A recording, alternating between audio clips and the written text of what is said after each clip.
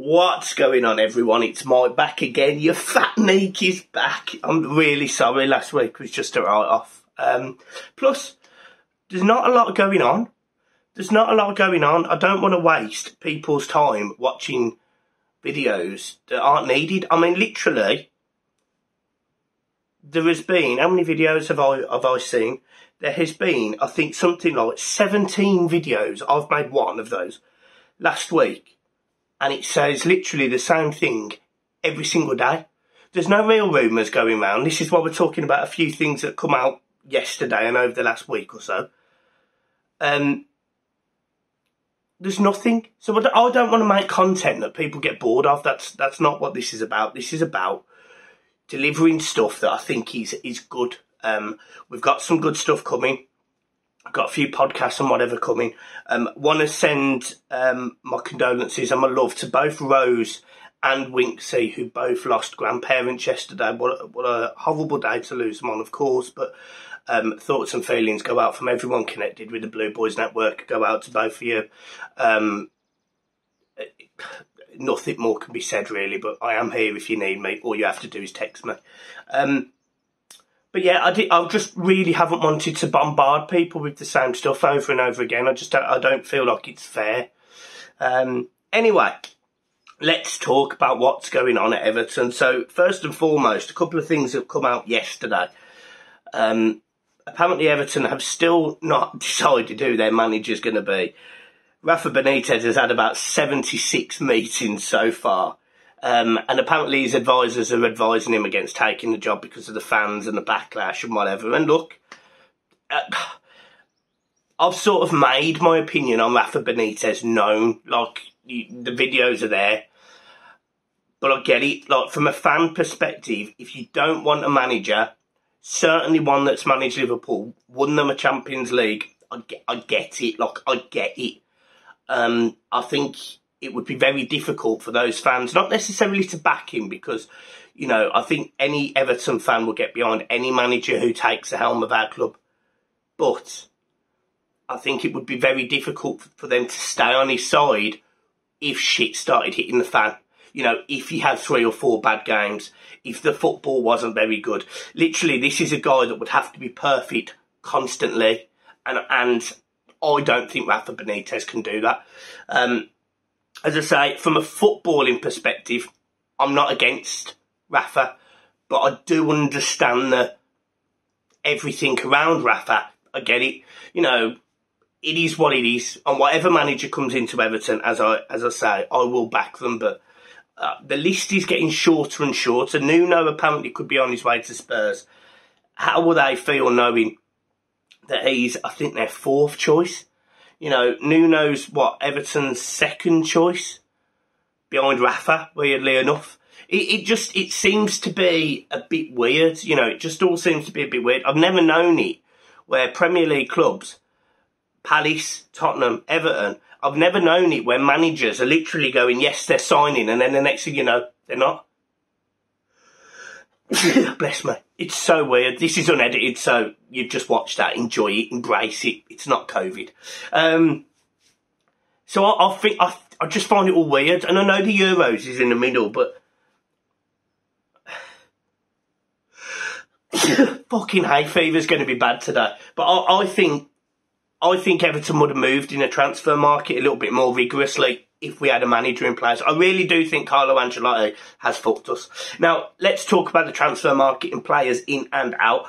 Apparently, Arsenal want John Joe Kenny as right back. I don't know what to say to that. As right back cover. Yeah, I mean, lads, just tell us when you want him. I will drive him to you, no problem. Look, I've got nothing against Kenny. You know, he's a nice enough lad by all accounts. You know, he seems to get on well with the team. He's obviously local, etc. All the positives. I just don't think he's top level. And if Arsenal want him, I think that speaks volumes for where they are as a football club. So, crack on, Arsenal. You want him? Go get him. You take him. You get him. However, Everton have been linked with a right back themselves in Denzel Dumfries, who yet again, during this Euros, has been absolutely fantastic. He's been absolutely meteoric as a player. You know, in the first game, he could have arguably scored a hat-trick. He certainly could have scored 2. I just think at this moment in time, I think it's very difficult for Everton to do anything when they haven't got a manager. So I sort of think that's where we are in that perspective. But look, Everton as a football club, they need to bring in someone who can identify with the club, who can sort of run with the club, get on with the club, and bring in his transfers, his players. Not someone like Carlo Ancelotti, who runs off to the football team and fundamentally ends up wanting all of our players, because yet again he's been linked with Allen, Dominic Calvert-Lewin, Richarlison. All of these players are apparently going to Real Madrid, who've got no money by all accounts, by the way. All of these players are going to Real Madrid. On top of the fact that Moise Kean's joining PSG. What the fuck? Like, how has it gone from me talking about this being the start of a project a season ago, saying beating Liverpool is the start of the project, you know, getting a world-class manager is the start of the project, getting into the Europe is the next step, winning a trophy is the step after that, to literally being rock bottom. Because that's where we are, you know. People keep telling me, and I keep watching in videos, that we are, you know, the board don't know what they want. Somebody was saying the other week, I can't remember what channel it was.